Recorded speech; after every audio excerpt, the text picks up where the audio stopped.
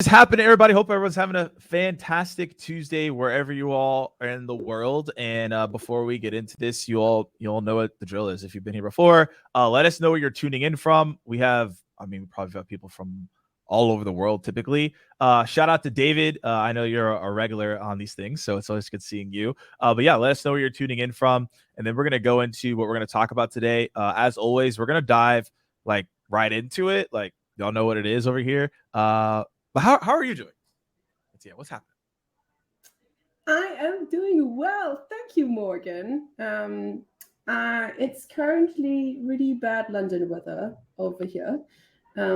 So I'm happy that I don't have to spend it outside, but that I guess get to spend it with you. I've There been we really go. excited for this session. And it's so nice to see how many people there are, even from Germany. Yeah, we have all across the board. So we have like South Africa, Amsterdam. We have some London. We have some West Virginia, Nash Vegas. Franklin, is that actually what is it actually called Nash Vegas or like? Because people call it Nash Vegas, and then I'm like, is that actually what it's called or what's going on there? Uh, Zurich in the house, Toronto's in the house, Dublin, Charleston, Prague, Ukraine. I mean, we got everybody. we got everybody here. We got everybody here. So before we go into this, while y'all continuously tell us where you're tuning in from, I always like to get an understanding of like, where everyone stands before we go into introductions here. So on a scale of 1 to 5, how would you rate your LinkedIn messaging? 5 being extremely confident. I'm an expert. I get responses left and right. 1 is like I send a message and no one really answers me, which is fine. That's why we're here today. So 1 to 5 on your LinkedIn messaging. Alex is an 8. I mean, if you got an 8, I don't know why you're even here. Like an 8. What? Like that means you don't even have to send messages. People just send you messages. That's a different game. But again, 1 to 5, let's rate everybody here. And so the goal is, right? I want y'all to remember your number. And the goal is as after this session, you at least get 1 point increase. I can tell you that.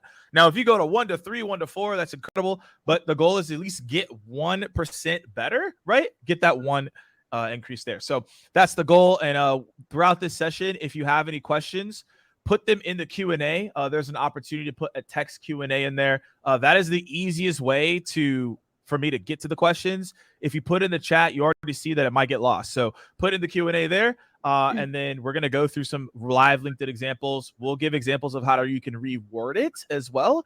So it's not just saying, hey, this message is bad. So without any further ado, Tia, would you like to introduce yourself to the audience?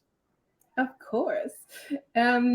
My name is Mattea. I am the co-founder of SDRs of Germany, which is a German-speaking community. I started my journey into SaaS sales around 2 years ago as an SDR.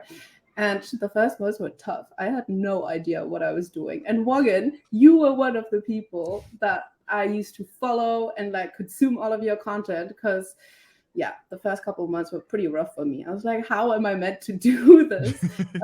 But I think I like this comment. Alexander, I think, put it into the chat. He said, I'm good because I'm always willing to learn. And that has also always been my motto. I was like, okay, instead of giving up now because no one wants to talk to me or replies to any of my messages, I'm just going to do whatever I can to learn how to perfect this craft and become really good at it. And I think that journey is never over, right? But at least I had 2 quite successful years after that as an SDR. And I fell in love with the SDR profession so much that I was like, okay, I want to build a business on this, which is what I've now done with SDRs of Germany. And I've invested in Trainio. I'm an advisor there. So everything that has to do with sales development, I love. And that is also why it makes me really happy to be here with you today. Because first of all, I've been following you for such a long time and consuming your content. And my co-founder said this to me yesterday. She was like, oh, that must have been like one of these moments where you're like, oh, damn, everything that I've done for the last 2 years is paying off now in moments like this where I get to share the stage with you. So yeah, very happy to be here today and excited for this. Yeah, awesome. Well, I mean, everything typically comes full circle. So excited to do this with you here as well. And across the board, just taking the initiative to continuously learn and get better. That's the name of the game. I also sucked when I started. So it's just part of the game, I guess. I don't know if anyone else could feel that there as well. Like you started like this. I don't even know why I even signed up for this in the first place. but then you get better, and then it all goes from there. So I appreciate the support. I appreciate the message as well. And again, now we're here. Now, quick on me. I'm helping Cognism certain on the creative side, the content creator. I've also been a 3-time LinkedIn top sales voice, and also do sales training and coaching for other clients. In the past, I've trained Snowflake, Salesforce, Google, Slack, just to name a couple companies out there. And so that's where my experience and context is coming from. I've also been an SDR as well. So for all my SDRs out there, I feel you. Now, how we're going to do this is these are messages that were submitted. All right. These are not like, oh, we just grabbed them out of nowhere. These people submitted these messages, and these are, again, LinkedIn messages that are sent. We're going to break them down on how you could be better, and we're essentially going to reword them. So just hear what we're saying. Obviously, at the end of the day, if you have questions, throw them in the text Q&A. I already see a couple coming in, and then we'll answer them accordingly across the board. Now, Jacob, to answer your question really quickly, an SDR is someone that is okay, there you go. Deepak just broke it down. But for more context, it's someone who does cold calling, cold emailing, or LinkedIn prospecting to schedule meetings for an account executive who is the person who runs the sales cycle, simply put. All right, so here is our first LinkedIn message. You see the subject line. You see the message here. So, Mattia, we're going to go to you first, and you're going to break this down. What do you like? What are some suggestions on how to change this? And then people in the comments, you can also provide your feedback as well. But we're going to start with you.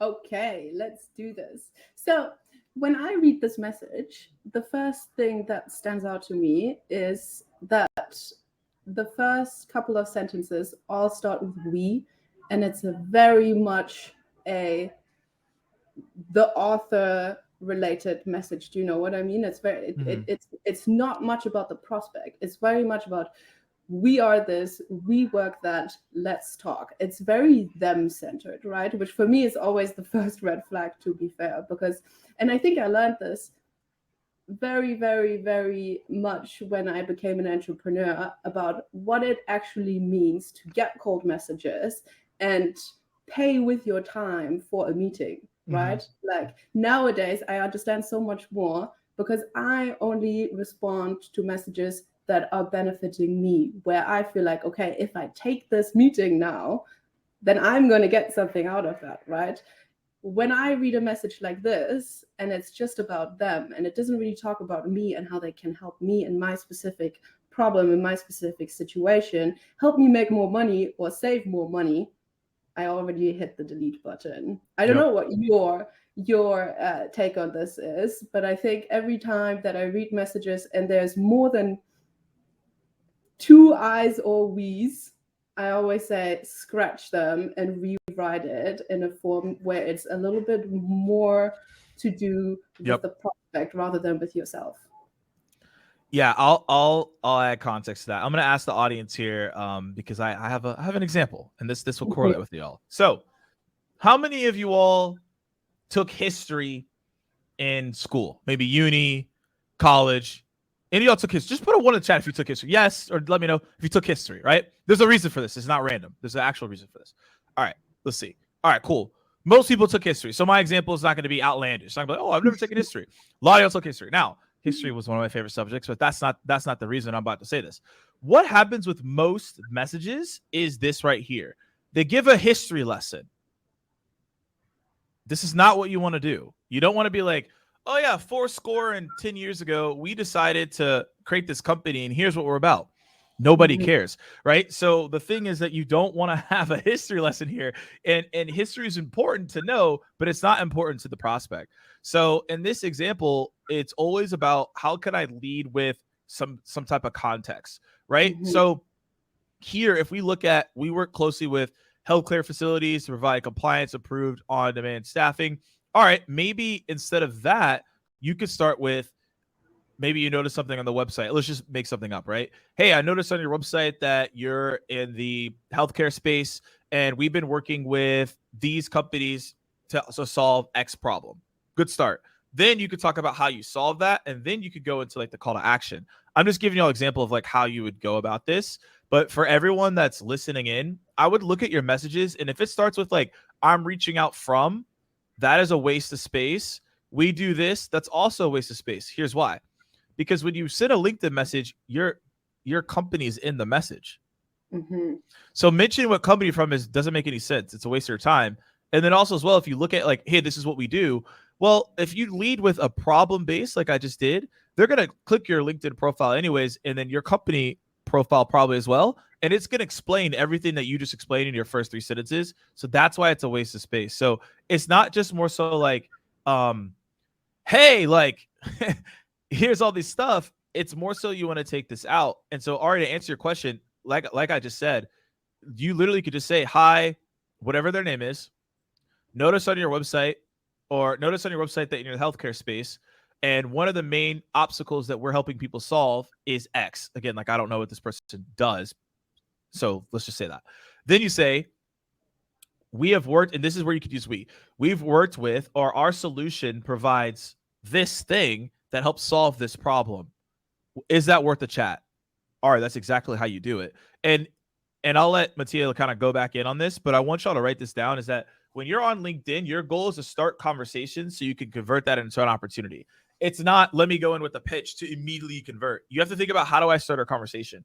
So that would require 2, 3, 4 sentences. You could even ask a question to start a conversation as well. Or like I said, you could also go straight into the meeting. It's up to you. But the whole thing is, you want to figure out, how do I start a conversation with someone on LinkedIn? How do I make it easy for them to respond that then leads into a meeting? So the majority of meetings I said today, it's like I ask a question or I ask something thought-provoking. They get back to me. We talk for a little bit, and then it converts. So, Mattia, you could dive more into this teardown here, but that's like essentially how I think about at least this one. Yeah, for sure. And I think that's super important to remember in terms of what is the actual goal of this. In situations like this, when I read messages like that, I always think about, put yourself a little bit more into your prospect shoes, right? Like, what are they going through right now? From what I can gather, what they're doing, they provide on-demand staffing, right? What are the problems that a hospitality location would have if they do not have enough staffing, right? That would be detrimental to them. Like, they cannot serve their clients because they have to cancel events because they don't have enough staff to cater at the events, and so on and so forth, right? And if you lead with something like this, if you say, hey, are you having problems to lead your events at the moment because you don't have enough staff? Like, labor problem is a big problem everywhere in the world, right? Lead with that, because then they can find themselves there, and they also feel like that you are an expert within this, right? So I would always put in like 1 or 2 symptoms of a problem that you can solve, and then just tease him with that solution and be like, hey, we actually help with that with our labor platform, and so on and so forth. That is how you generate curiosity, and that is also how you generate, or how the other person will feel like you understand them, and you're not just pitch slapping them, like what you just mentioned before, right? Exactly. Just like throwing it out, like, let's meet at 3:00. No, like, you need to understand. I always try to speak about, if you go to a doctor, right? How many people have, like, you do this brilliantly, this engagement thing, where how many people go to the doctor when they have a problems to get fixed? Everyone. And if that doctor prescribes you something, you buy it all the time because they're an expert and they've diagnosed your problem, right? It's the exact same thing in selling. You need to position yourself as an expert, diagnose a problem, and then prescribe something, because they're so much more likely to actually take a meeting with you if they have the feeling, whoa, this person is an expert. They can actually help me solve this problem. And about that, you can't really see anything in this message. Like, it's very much we do this kind of like a pitch slap, when really what you should be doing is focusing on the symptoms that that person might have in their business, and then teasing them with the solution so that they book a meeting with you and they start a conversation with you. And I absolutely love that you said that, because it goes into a question that we have before we go into the message. And everyone that's asking the questions, I love it. We're about to go into this right now and break it down, because I really want to speak to this, because this is a good, let's say, question here, and you went into this, and I think we could expand into it. But you were exactly right. A lot of people. So someone just asked this question, Denise. Hopefully I said that name right. How do you stand out from the noise? Well, the thing is, I'm gonna tell you like a like let's say like a tactical example, but let me just like talk about the framework. And then Mattia, this was already what you were saying. Oh, we could put 2 questions. Okay, shout out to the marketing team in the background. I didn't know we could put 2 questions up at once, by the way. So then I was like a little shocked for a minute. I was like, I didn't know we could do that. So that was cool. Anyways, no, let's put it back up. Put it back up. I like that. So the thing is that like when you see this, right? This all this is going to answer it all in one. When you're looking at your messaging structure, I want y'all to keep this super simple because I find that people overcomplicate it. And personally, I have overcomplicated it, which leads to less action. Less action leads to less data points. Less data points equals less results. And then you don't really know what you're doing because you're trying to make it perfect. So when you're doing a LinkedIn message, right? And someone has accepted your connection request, you need to figure out exactly what Tia just said. What's the symptoms? What are the pain points? That's what you need to lead with. If you don't know the symptoms and pain points, you probably shouldn't be sending the message. I shouldn't be sending the message. There's no point. So that's like number one, right? And your pain points, this will answer another question I saw. It could just be related to just the persona, by the way. You don't have to find something on the website. I just gave that as an example. As long as you know the pain points of the prospect, you're good. And you should know that. Customer success should have it. You should know that. You should have some type of analysis on that. Then the next thing after that is to figure out how do you provide a solution or what is your offering that could help with that thing? And then you ask a question. Now, here's the thing. That question could be an interest question that we've talked about here before. Are you interested in learning more? Or would you be open to a chat? Or, right, you could just say like a question, which is like, how are you currently handling this? Or what's something you're currently working on? Either or, it doesn't matter. It's up to you. And if you think of a message like that every single time, you will win. Now, there's some nuances. You could be funny, right? You could be witty, but you got to be funny or witty, right? So, like if you're not, you may not want to do that. So the simple framework here, Ari, to answer this question is just like, here's a pain point. Here's a solution. Here's the call to action. And how you stand out from the noise, I tell people to use videos and voice notes. I know in some places that might not be applicable. I mean, me too. You could probably speak to that. I know in Germany and France, like it's different. So, look, I can't speak on that. But what I do know is that if you want to stand out, a voice note and a video will happen. I just want to give y'all some statistics because I speak to a lot of executives. I ask an executive every so often, how many videos you get a year? 2 or 3. Mm-hmm. How many emails do you get a day? 100 to 300. So your answer is there. That's how you break through the noise. It's really up to us to decide, are we going to put in the work and the effort to do that? So hopefully that helped answer Denise your question. Ari, hopefully that answers your question. But Tia, I don't know if you have anything to add though. No, I think you're completely right. It's everyone always says this, right? Everyone's like, how do I stand out from the noise? I don't actually think it's that difficult. Like, since I have Founder on my LinkedIn, the amount of LinkedIn messages that I get that are just pitch slabs are like 99% of the messages that I get, right? And then this 1% sends me a video or sends me a meme or sends me a voice note, and they automatically stand out, right? Because no one else is doing it. That's why when I remember when I started at SalesLoft, I asked my dad, because he's the head of business development, I was like, Dad, can you please show me your inbox? Please show it to me. And I went through his inbox, right? And he was my dad, so he let it happen. I went through his inbox, and I just looked at what is everyone else doing and how can I do the exact opposite of that. So I noticed that everyone in my dad's inbox was just sending normal, boring text messages. Super difficult to stand out, right? So I started to think about, okay, what happens if I send a meme?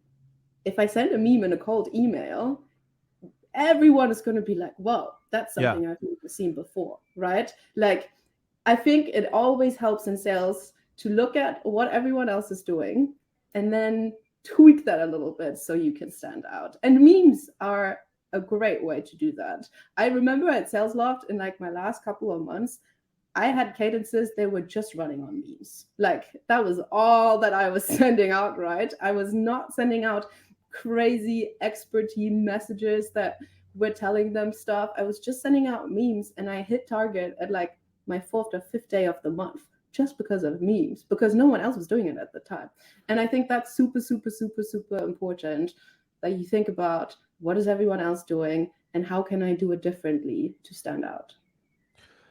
Yeah. So could you before we go into the next message, could you break down your memes. And yeah, exactly what I was gonna ask. Like, how did you decide what meme to send without offending people? I think that's what people are like asking now. Like, how are you going about this? Yeah, for sure. There is quite a fine line, right? I always used to send out problem memes, which is something I made up by myself, to be fair. But it was a great way of explaining it to people. So when I was working for SalesLoft, one of the things that we would help with is saving reps time efficiency wise, because they would spend, I don't know, I think there's a statistic, 33% of their days they're spending on updating Salesforce. And that just takes a long time. And that should be time that they're spending on revenue generating activities. So I was thinking, okay, that is a problem. That is a situation that reps know, right? They can relate with that. So I made a meme where there was like, I think everyone knows this meme. There's like a young person and he's in front of his computer, and then there's another picture and he's aged and he's like a skeleton all of a sudden. So I made a meme depicting that problem, saying, this is how your reps feel when they start putting stuff into the CRM. And then with the old picture, this is how they feel when they finished. And the effect that this message had was that the VP of sales would always send that to all of the salespeople and be like, do you feel like this? Is this something like, is this bothering you? Are you actually spending so much time on updating your CRM? And they would all come back and be like, yeah, Lord, actually, this is how we feel every single time that we have to update a deal in Salesforce, or that we have to like update an account in Salesforce. And with that, I was able to not only get the VP of sales on my side, but also all of the sellers, right? I already had all of the buy-in from the sellers. So what I always say, think about a common situation that is happening within your prospect's life that is annoying. Like, I don't know, they are spending too much money on ad spend, and then depict that within a meme and ask him, is this how you feel? And they are going to open their inbox and they're going to laugh. And humor is such a great way to connect with people, right? All of my prospect that I used to prospect at SalesLoft, like I'm still friends with them because we bonded on such a deeper level, right? We would get on the call and they would be like, "Hi, it was so funny." Like I sent it to my sales team, and they actually all felt like the old man, like it's such a good conversation opener. And it's also so nice because all of a sudden you doing your prospecting is so much more fun, right? Yeah. Like the moment I started using memes and videos and actually being creative with what I'm doing, it was so much more fun than just sending out lame emails all day. And then that is obviously like a success feeling for you, and then you continue doing it and you become better. But for that, what I don't know, I think it was Alex that said in the beginning, you need to like never continue learning and always trying out new things and being curious. No, I absolutely love that. And so shout out to Marwin here. Use one of your memes to get a reply. So shout out to that. That's amazing. And we're gonna go to the next example here. And I want to state something that was just said, right? It's like a lot of people will ask, does this still work today? I saw in Clement, you just say, does this still work today? Will it work on my market? The thing is, I have zero clue. This is my new conclusion on this answer. I don't know, because you also won't know unless you try it. And the one thing that I realized being an SDR, even as I'm building my own thing today and I'm scheduling meetings, if you make it boring for yourself and you're not trying new things, you will come off as that. And in order to stand out from the noise, you have to be trying out something new. So this is my challenge to you all, and you all can let me know if you're in for this, because this is what I do like on a monthly basis, by the way, because I'm always have some crazy example I'm doing. Yeah, put it in the chat if you're up for that challenge, like trying something new at least once a month. I'm not even saying once a week, like just once a month. You know what? Hey, I'm gonna put in memes in my follow-up, or you know what? Hey, I'm gonna do a video that I typically don't do. Right? I just think that that's something that will help you based on the hundreds and thousands of reps that I train. I found that when people try new things, it added life into their selling motion. Because if you're doing the same thing over and over again, it's you could potentially get replaced by AI. I don't know if y'all are paying attention, right? So I think it's important to add these elements here. So that's my I guess pledge of the day for everybody across the board. But it's so important. I'll just tell you a quick story towards this. I had a guy that I was coaching, and he was selling to German accountants, like the driest of driest prospects ever, right? Like super GDPR compliant. And I was telling him, try out this meme. It was like a meme where the accountant was trying to do something and it took too long. And he was like, Mattia, I can't do that. Like, I can't send a meme to a German accountant. Like, what the hell? And I was like, listen, you don't know exactly what you just said. You have no idea because you haven't tried. It took me like 2-3 weeks to convince him, right? Every week we met, I was like, go do it, go do it. 2 weeks ago, we had already like finished our coaching. He messaged me and he was like, Mattia, I just booked 10 meetings this week alone with memes to the German accountants. And I was like, see, like you just need to actually try it out. And it might be the case that it doesn't work. And that's absolutely fine. But at least then you know and you move on to the next thing, right? Too many people keep doing the same thing because they've done that 2 years ago already. You need to try out new things. There's no way around it. Absolutely. And then so let's go into this message here. Talk to us. I mean, first of all, I like because it's short, but talk to us on what your feedback is on this. I would say I wouldn't reply to it. I don't know about you. I wouldn't reply to it. I mean, it depends. If I actually downloaded something where I feel like it would help me to have a meeting with them and, you know, you're lucky, I would reply. But I think it's very generic. I think you gave a tip on this one day. I think it was a couple of months ago that I really, really liked, where I think you said, why don't you just summarize the value or the things that you have learned within that white paper, give it to him, and then ask him, would you add something? Did you learn anything else, right? But that would make it a little bit more conversational. And most of the sales reps, they don't even know what's on their website. They don't even know what prospects are downloading, right? No. Like, and I'm guilty of this myself. I did not read any of the white papers that we had on the website in my first SDR job. And people know that, right? So I would make it a little bit more personal and actually talk to him about, ask him, did it help you? Like, right now, for all we know, he could have downloaded this and it wasn't useful whatsoever, but we're still asking him for a 30-minute next week. That will automatically piss him off, no? Yeah, I don't know. What's your take?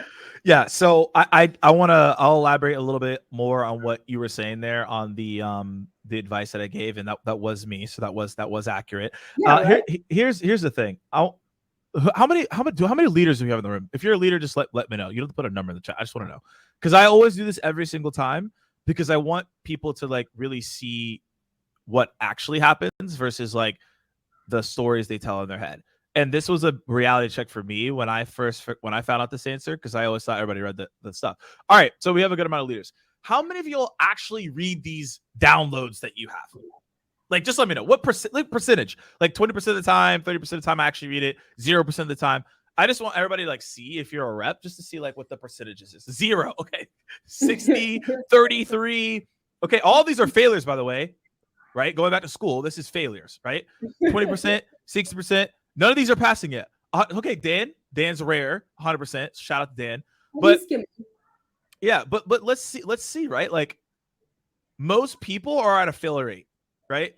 So what does that mean? The majority, as what I like to take. I don't like to look at an outlier. An outlier is great, but like the majority of people aren't reading these. So you saying, hey, saw you downloaded this, let's chat about it. They probably didn't read it. So it's best to be proactive and say, hey, I saw you downloaded this checklist. You probably didn't get a chance to read it yet. I just let people know. I just straight up tell people, you probably didn't get a chance to read it, because that's real. Look at the percentages here. You probably didn't read it. And then I say, here are the 3 things that your peers found helpful. 1, 2, 3. Which one stood out from you? Y'all could literally steal that from me. And I could say it again if you need me to say it again, because I know sometimes I talk really fast when I get excited, so I can repeat it. But the thing is, that's what you should be saying. The fact that no one says that is baffling to me. And I've gotten like, 70% reply rates when I do this, because nobody does it. Everyone keeps saying, you downloaded this thing, you should meet. It doesn't work. You have to give people highlights and a recap. Say, hey, saw you download this thing. I know you probably didn't get a chance to read it. Here are 3 things that were helpful. Which one of these is impactful for you or helpful? I promise you'll get more replies if you do that. I absolutely love that. I heard you say it and I was like, this is genius. Why didn't I think about this? Like, because you're right. Everyone just says, you downloaded this, let's talk. No. I don't want to talk to you. I didn't read it. I don't even remember downloading it. See you later. You got to remember, everyone's a goldfish nowadays. And that's not me like roasting people. Like, you can actually go Google it right now. People's attention span are literally the equivalent of a goldfish due to the current society. So if you're asking someone, hey, I saw you downloaded this thing, they're not going to remember, y'all. Like, most people don't even remember what they ate for breakfast. You think they're going to expect you to remember a download that they had? No. And so you have to say what I just said. And again, I could repeat it again, but if I was a leader right now, I'm a rep, I'm pulling out whatever this message is, because it's not this person. Everybody says this message. I'd pull it out, change it, and do what I recommend. That's what I'd tell you. Yeah, absolutely. Or at least ask them, like, did it help you? Like, if I downloaded a checklist for time tracking and project management, either it helps me or I saw it and it didn't help me and I'm going to discard it. So you could even ask for feedback and say, hey, did it help you? Did you save some time? Absolutely. Should we set some time up so I can help you to use it even better? Something like this, right? It just needs to be a little bit more customer or prospect, in this case, centric. Like, think about them. Don't just think about you and what they've done. Exactly. So appreciate everybody think that was a good idea. Look, it's great to say it's a good idea. Go do it. That will make me happy. Like, actually go do it. Go get some responses. I have a couple of clients that are actually using this right now for part of their post webinar, and they're seeing great results. So I'm just giving y'all like what works. You can continuously do the other route, but I mean, out of all the trainings I've done, I haven't really seen it to be successful, and people still run the play. I don't get it, but I'm just trying to help y'all out. And then also as well, we have some amazing questions in the Q&A. We're going to go through one example real quick, and then we're going to come back to these questions. If you all want to continuously add questions, please do so. And also like the questions that you think are the best and upvote them, because I'm just going to go to the ones that are the most upvoted, just so everybody knows. So we have some good ones in there. So hang tight. I will get to it. And then also as well, y'all, we're at the half mark. All right. We've been providing knowledge for about 30 minutes here. We have another whole segment to go here, another 30 minutes. But I need to hear from y'all real quick, because I just got to know. Otherwise, I don't know if we can continue forward. So has this been helpful or impactful for you so far? Just let us know. Put helpful, impactful in the chat. Just put a yes. I just want to make sure that we're on the right page, because you could be like, Morgan, this isn't helpful and we should just shut it down. Because we could just shut it down. I could just go, leave, send some voice notes to some people. Well, we can dip at any time. So I just want to make sure it's helpful, so we can stop it here. 30 minutes in, but yeah, they didn't like us. We could always shut it down. But it looks like this is helpful. It looks like this is helpful. I just want to make sure before we continue forward. All right, cool. Rachel, I'll answer that extremely quickly. The blank note has a higher acceptance rate. When that changes, I'll let you know. But the acceptance rate on the blank note is the highest. I think some other people might be able to confirm that for me. I know a couple people have rocked with us here for a while on a couple of these webinars, but I'm telling y'all right now, like, the blank is the winner. And if your headline is not good, that also will lead to some not good connections as well. But I'm just kind of letting y'all know. But again, if you have questions, blank. So I don't want to sound like facetious when I say this. Blank note means like nothing. Like, there's blank. There's nothing there. So when you send a blank note, there has like nothing inside of the note, so it's blank. So that's a blank note. Just for clarification. All right, cool. So let's go to this example. Mattia, talk to us. What do you see here? Okay. I don't know. You have a lot of thoughts. I have a lot of thoughts. Yeah, for sure. I don't know if this is controversial, but I personally don't like bullet points and like slashes in messages, because that for me always already is a sign that your message is way too long if you need to be using bullet points to write something down, right? So that was the first thing that I saw. I was like, oh, bullet points. I don't like bullet points. That would be my first comment on this one. I kind of like the way that he opened it, right? Some of the vital costs within logistic operate come from poor chain visibility. So at least we're opening with a problem, right? And it doesn't speak to me, because obviously I'm probably not the prospect and I'm not within that industry. But I think we're starting pretty good on this one. I would make it a little bit easier to read. I think this is one of the problems, or like the most challenging things that people are always sort of biting their teeth on off, is that everyone thinks that they need to speak so professionally and that they need to speak so like eloquent and use buzzwords and expert language, right? When really that is like the worst thing that you should do. Like, I don't know, I think you should always write at like a 6th grade level where everyone can understand what you're trying to say.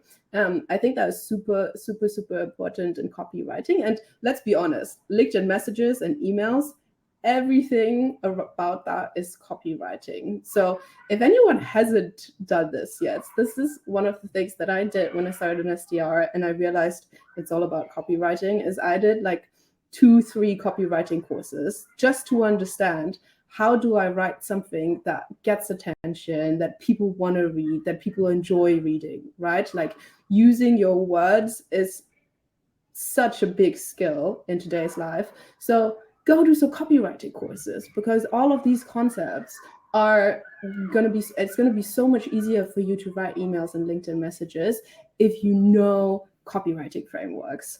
Any courses that you recommend for people so they can start learning? Yeah. Now this. And if we need to come back to you, we can. Yes, let's come back to this. I need to. There were 2 of them were German, to be fair, so probably only for the German audience here. But one is American. I don't remember his name right now, but hopefully it will come back to me. And I think I also just did some Udemy ones, right? The ones for like $2.99. Yeah. Like, just and I think this is super important, just to get different perspectives and viewpoints. I think especially when you're fresh in the SDR role, like, just consume content. That doesn't mean that you need to do and believe everything that everyone is saying on LinkedIn, but at least you get new inputs and you get new perspectives, and you are broadening the horizon on, you know, what you know and what you think, and what you then can later apply onto your LinkedIn messages and emails. Yeah, if you want to, Mattia, go ahead and maybe put, Udemy was one of them. If you want to put those in the chat for later, because Brian asked, absolutely go ahead and do that so people can get those resources. Yes. Well, you do the LinkedIn teardown. I'm going to check my emails. I got you. So Rob, that's a good question. If everybody wants to jump in the response rates, that would definitely be good to hear. So what I'll look like here, and Rob, I don't know if you're asking. I think you're asking the audience. I don't think you're asking us. So what I would say here is, like, if you're looking at rewording this, right? Because everybody's like, okay, we don't like this message. What would you do? I am also with Mattia as well. I like the beginning, right? Because it talks about that pain point that we referred to. And so what I would do is I would just pick one of these, because if you think about it, this is like 4 different messages. So I take a bullet point as its own message. So what I would do here is I would say, like, all right, here are the vital costs. And then I might say, like, here's one way we do that. So I might pick, like, make informed decisions, free up team resources, and reduce manual process or whatever. I would pick that as the message for this entire thing, and it would condense it down, right? Because now I don't have the bullet points. It doesn't look super long.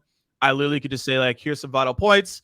Here's a way that we solve that. Or here's a way that we've had different, let's say example, different, just have different companies have used it in their logistical operation. So I pick number 2. I would say that wording. And then I'd be like, work the conversation on how we do that, and how we do that. So, and I would also take out, I value your time and feedback, unless I was in a different country and, like, I needed to be maybe a little bit more formal. That's literally how I'd reword this, so that y'all have context. All these bullet points, again, to make my point, this is 4 different LinkedIn messages, in my opinion. Putting it all in one, you've now wasted your opportunity, because now you used all your ammunition, right? It's like going into a fight and you're like, I'm going to use every single move that I have.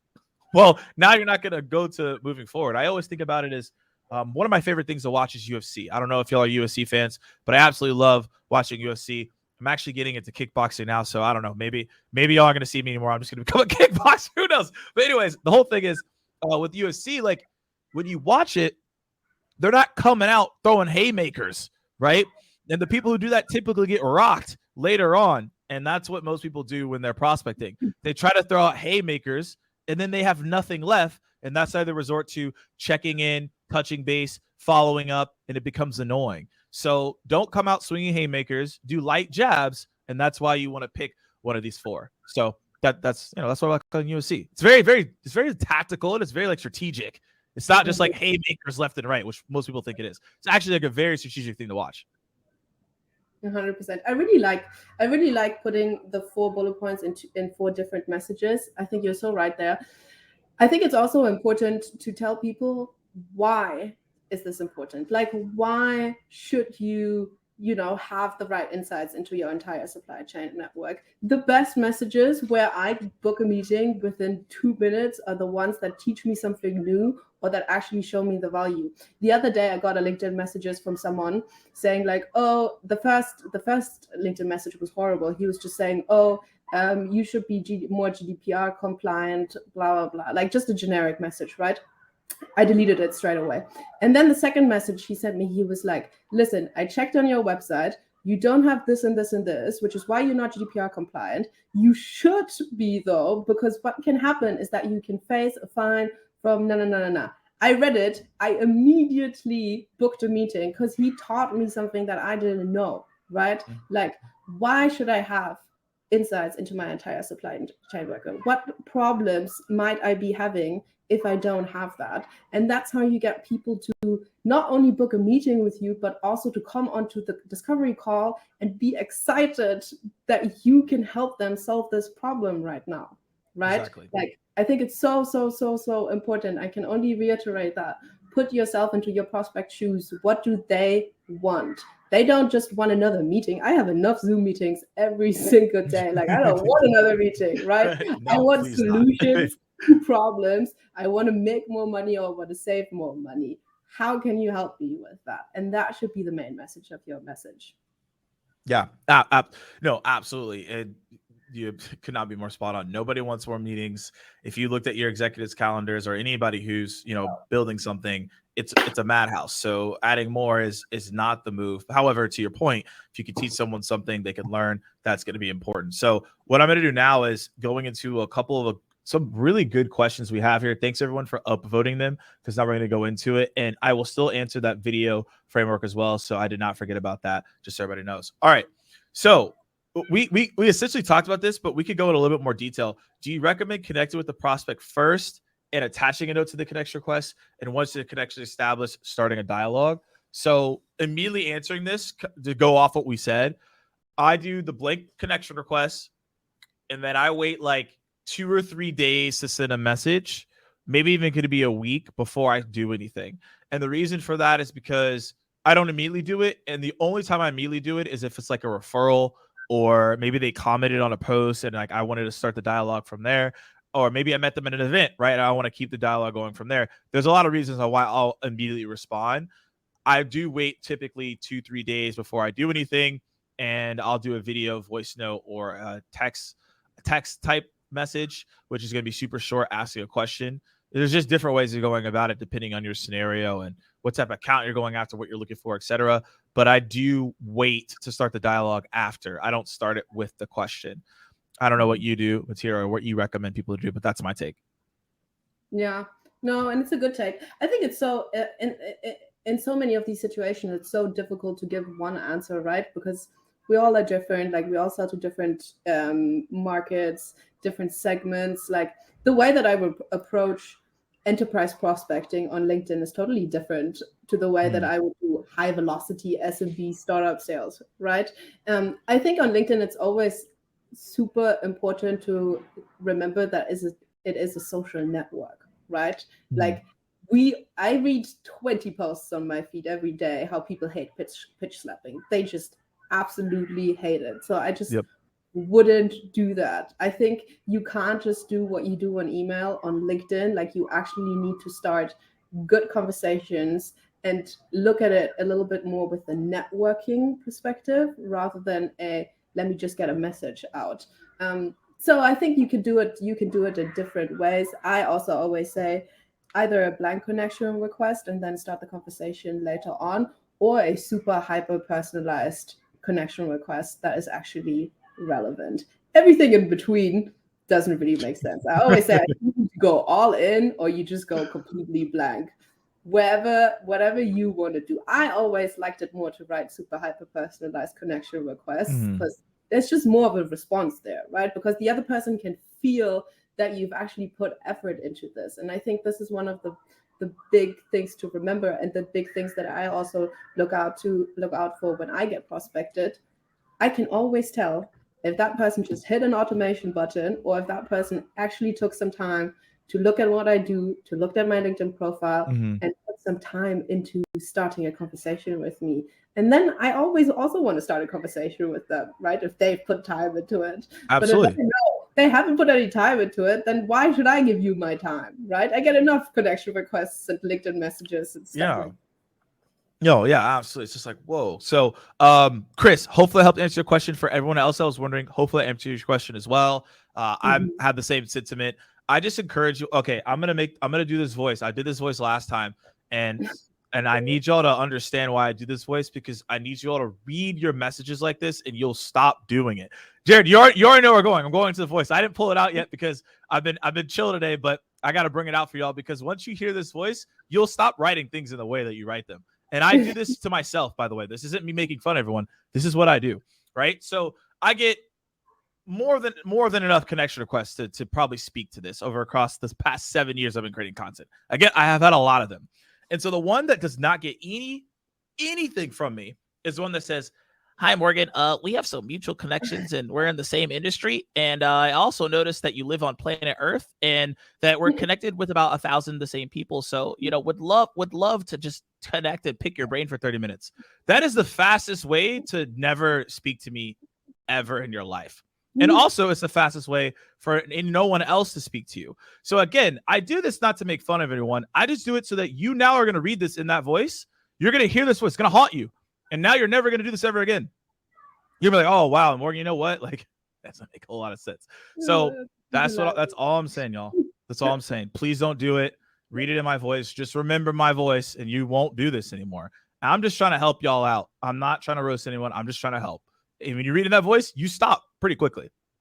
That's how it reads. And y'all are laughing because y'all know exactly that's how you read it too in your head. Stop sending these messages, please. That's all I ask for. All right.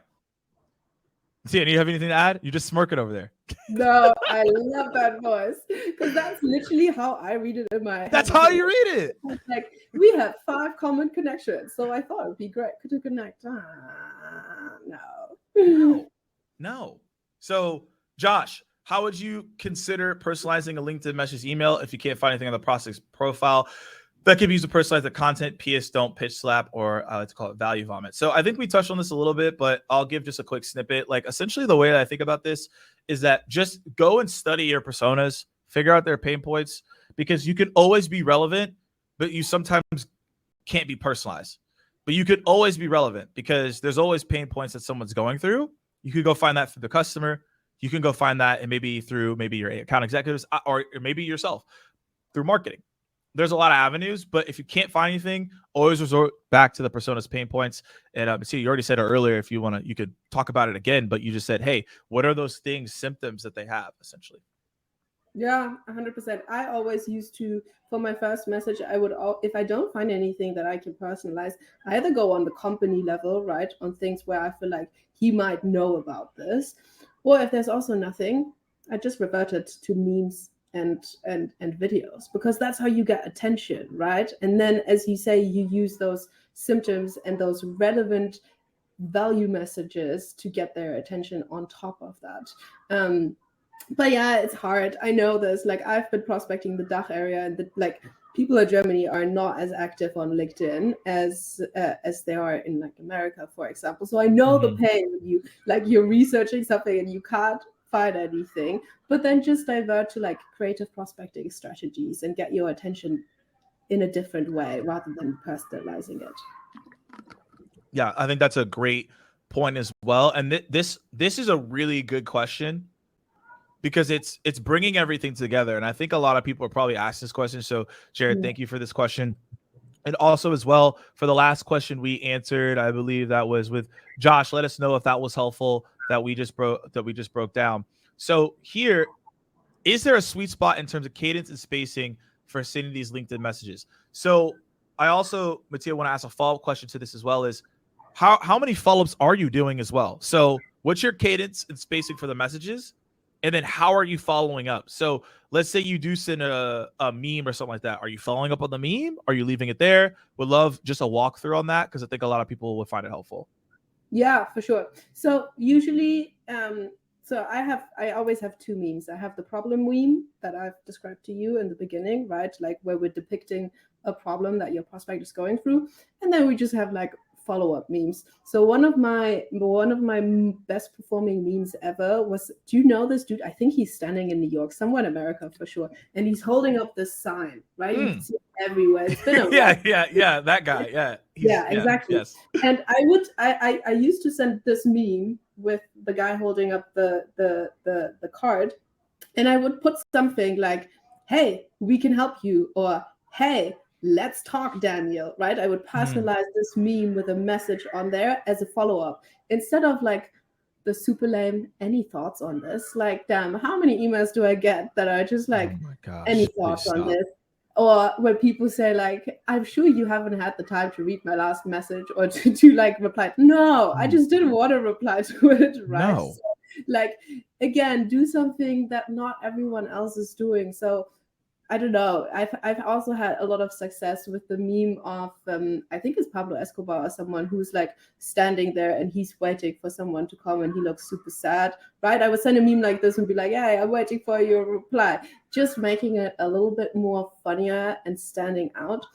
In terms of the sweet spot in cadence and spacing between messages, I think that is super hard because it's such a fine line, right? Like you don't want them forget about you, but you also don't want to come across like a stalker and every morning they open their inbox and they're like, "Oh, this person again," right? So I think it needs to be super balanced out. And again, you will have to try things here, right? When I started at Sales Loft, they were like, you are messaging them every single day. There was a step in the cadence for every single day. I was like, okay. After 2 weeks, I had like 4 complaints of people like, "Hey, you can't do this. Like, give me some time. I wanted to reply, but you've just been annoying me." So again, there I realized that in certain areas in the world, you need to tone it down a little bit, right? And instead of messaging them every day, I went for every 2 days. And for me, my sweet spot was reminding them every third day, like having a space of 3 days in between, because that gives them time to like relax. Sometimes there's the weekend between, they can think about it, but they have still that gentle nudge and reminder. In America, it might be 1 day, it might be 2 days, but like, try it out. A/B test. I always say A/B test the shit out of everything. Like you just need numbers to back it up. Go to your like analytics dashboards and check and A/B test everything, because otherwise you won't know. There's never a generic answer to one thing. And that's the nice thing I think in sales, right? There's so many ways of doing things. There's so many ways of being successful, so many different strategies. You just need to find your way, but you'll never find it if you don't try out new things and you don't A/B test and you're not willing to step out of your comfort zone. I think you answered the question beautifully, which allows us to move on. We have about 5 to 6 minutes left, so we're going to go rapid fire on these couple questions. If you have a question that you want, put it in the text Q&A so that we can do it. But we're going to go through questions very quickly here. And again, if you enjoyed it so far, let us know. And if you want us to do another round of this, also let us know as well. But here's the thing: I absolutely agree with what you're saying. Right? You have to A/B test. You don't know what you don't know, and then also at the same time, like, I do every third touch. I find that when I was doing it after the next day, especially when you said videos, people were like, I didn't get a chance to watch it. And I was going to, and they got angry. And I was like, all right, whatever. So I'm going to do every third touch now. And that seems to be the sweet spot. So I wanted to co-sign what you were saying there. But let's get into some other questions here. I'm just going to go down the line. I don't know if, Charlie, you're asking us, do I notice when people engage with my posts? I mean, like I don't know how to put this. I get a lot. So the thing is, like, yeah, I'll probably notice over time, but if you did it like one time, most likely not. I just put out a ton of content and I have a lot going on. So that probably won't happen. But for most people who are executives, higher chance, because they don't get a lot of comments, they don't get a lot of likes, so it'll mean more. But if you're asking for me personally, like, it's gonna take a couple comments because I have a high volume. But I don't know how you would answer this question though. Yeah, for sure. I'm guessing also that this question was directed to like people that are being prospected. Yeah. I think what's super important, I think a lot of people are doing like the social selling now, right? And they're engaging and commenting. And I think it's great. The worst thing that you could do though is to just engage with whatever post and comment whatever on there, right? Like sometimes I see SDRs commenting like "Get great insight" or "well done," when you know that that was just a comment that didn't really give much value to it, right? And then if you're also at the same time trying to sell that person something, they're going to connect the dots and they're going to be like, they're just doing it so that they can get my attention. If you are commenting on a prospect's post, make sure that you are actually providing value to it and make sure that the prospect can actually answer that comment. And then again, I think it's so much about take the time to write a good comment. And if you can't write a good comment, just leave it. Right? Yeah. We don't need more crap comments. You don't need to say, "Oh, great insight," or "Thanks for sharing." Thanks for sharing. It's the ones that everyone always comments, right? Like, we get it. You just commented that because you want attention. You don't want to come off like that. Find a post that you can actually contribute something to it. Then I think you get noticed, and then I think people are much more happier to go into a conversation with you. Yeah, my last thing is on 8 words plus. Yeah. That's what I tell people. That is going to be something that will be thoughtful and intentional. Yeah. Any bot can write great comment. Yeah. And that's also, I think the research shows that the LinkedIn algorithm favors comments with 8+ words. So again, you will even also get up on your feed. So 8+ words comments are definitely the way to go. Even though it's hard sometimes. No, sometimes I also sit there and I'm like, "Oh, I need to write a comment," and I don't know. No, it's hard. I leave for it. Sure. If I don't have anything good to say, I leave it. So wrapping up on time, I know we asked about the best way to get your prospects on the video. I'll get my take. I'll get my take on this. So you want to keep your video typically less than 60 seconds. I call it the 10-30-10. It's extremely straightforward. Your first 10 seconds should state the reason why you're reaching out with the video. The 30 seconds should be some type of a value prop, which is like, again, the offering, like we talked about. And by the way, that part is like very easy because you could take it from your cold call frameworks and your email frameworks and just insert it there. So you can make it super simple for yourself. Then the last piece is the call to action. So what do you want them to do? Right. And that's up to you on what you want them to do. So if you focus on the 10-30-10, those are guardrails that can help you have a successful video. My response rate is a 45%. However, at the same time, like, yeah, there's a lot of factors. I know I have brand, I create content. I understand all that. But the thing is, like, I have clients and people that I've coached, they have on the range between 25 to 40% when they follow this framework. So it's not just me telling you, like, hey, I do this, I get responses. That's cool. But there are other people who do the same thing. They get responses. They just follow the 10-30-10. The last thing that I'll say is you need to give people a prompt. So I literally did the videos this morning and I do the same thing. So when you send someone a video, if you just plop a video in their DMs and you don't give context, you're going to have a lower percentage of response. So what you want to do is just, let's say I'm sending Charlie you a video. I'd be like, "Hi, Charlie, I made you a quick video and I had a quick question for you, ... That's literally all I say. So I'll put it in the chat for people like, wait, how do you do that? All I do is, like, I say, I made you a quick video. And I say, and I had a question for you. I don't use Vidyard. I use ... because that creates suspense and that they have more likelihood to actually answer it. No, I don't use Vidyard because that's another step. So here's the thing. You have to think about, like, what is the easiest thing for people to do? If I send someone a Vidyard, they have to click on the video and then they have to click the play button again. And that's friction. So I just send people videos from my iPhone. I shoot it on my iPhone and I send it, and all they have to do is just click the video from there. Now, I know people are going to say, well, how do you do the tracking? How do you see if they watched it? It doesn't really matter to me at that point. All that matters to me is friction. I don't want people to click 3 buttons to watch when I could get them to click 1 button to watch. So I send it through my iPhone, and that's the reason why. But that's my whole thing on the video. I know we're right at time of Tia, but I don't know if you have any lasting thoughts here on the video, and then we'll wrap up for everybody so we can let everybody go about their day. Yes, I related so much with what you just said because for me, my biggest problem was always that once people watched my video, they would always respond. But getting the people to watch my video was hard, right? Like, once I get them to watch it, I'm totally good. So I think it's super, super important what you also say around that video. I, for example, always used to do at the end, I would always ask them a question and be like, hey, what did you think about point two in my video? Right? Because again, that creates this curiosity and this urgency, and people are like, wait, what did you say in point two in the video? I want to know now, right? So I think there's two components to video selling. There's your actual video that obviously needs to be good, and I love that framework for that. But then the text surrounding the email is almost, I would say, as important as the video itself, because it doesn't make any sense if you create all of these videos and then no one actually clicks on it. So I would definitely put a focus on having a good message around the video to make sure that they actually click the video. I want y'all to, and I've been studying YouTube a lot lately. The reason that there's a high click-through rate through a video is the thumbnail. That's why you have to smile in your video. Don't look like you're under the covers or in the dark. Like, that's not gonna help you.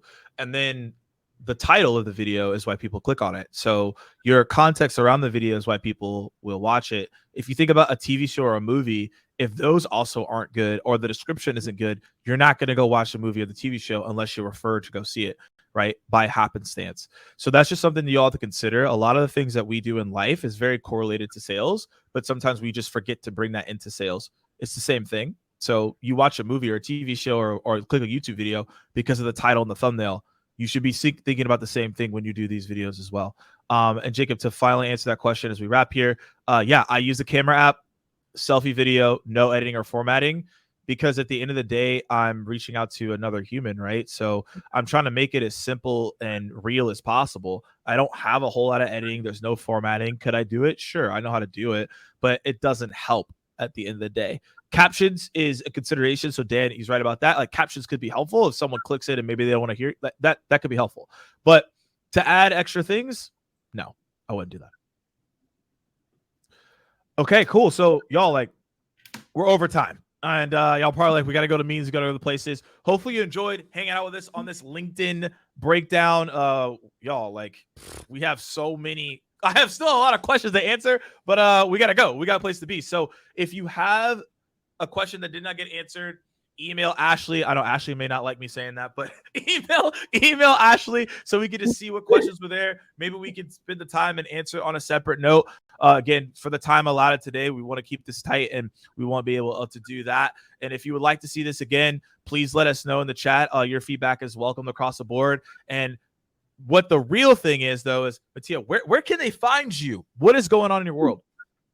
Where can they find me? Obviously on LinkedIn. I think my LinkedIn profile is on the Goldcast profile. So connect with me. Tell me also how you like this, right? I'm running something similar in German, so I'm super open to like feedback on like how these things or how these sessions can be helpful to you guys. So let me know. Message me on LinkedIn, and I'm looking forward to connecting with you. Awesome. Yes, you can find me on LinkedIn as well. I can actually connect with y'all now because I like went through all my connections and now it's more open. There's a 30,000 connection limit. Yo, I don't No, I don't know why they did that. I don't understand why they did it. And the reason behind it is whack. I'm just gonna put it straightforward. Like, they have like no real good reasoning around it. So yeah, if you want to connect with me, please do so on LinkedIn. I think Ashley will drop in the links to that as well. And then we also will have the recording of this if you want to go back and listen to anything that will be provided to you, within the next, I think, 24, 48 hours. So yeah, message me, connect with me, let me know how you like the session. We're open to all feedback to make this better. And again, if you want to see it again, please let us know. And hopefully you'll have a great rest of your day and you all learn something. Yay. Awesome. Y'all have a good one. Cheers. See you, Morgan.